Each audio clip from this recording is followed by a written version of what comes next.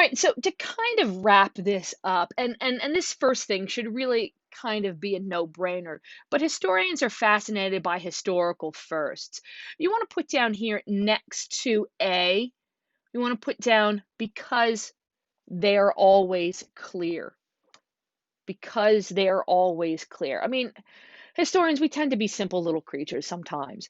And we get, just like everyone else, we get kind of bored with the status quo, going over the same old, same old. So when something new happens, all of a sudden we get really, really excited because it's so clear that this is something new. We like to look at the why, the when, the how, to what extent, what was going on in this earlier time period that allowed this first to take place. We become obsessed with it. And the issue is that focusing on firsts can sometimes be misleading. You want to put down here next to B, you want to put down that sometimes the firsts aren't as important. Sometimes the firsts aren't as important.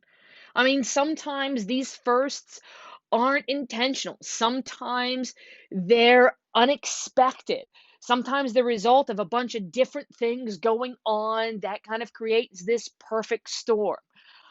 And sometimes, the firsts really aren't necessarily the firsts. Sometimes it's just part of a larger situation that's going on, and a bigger and more important first is going to come a little bit later.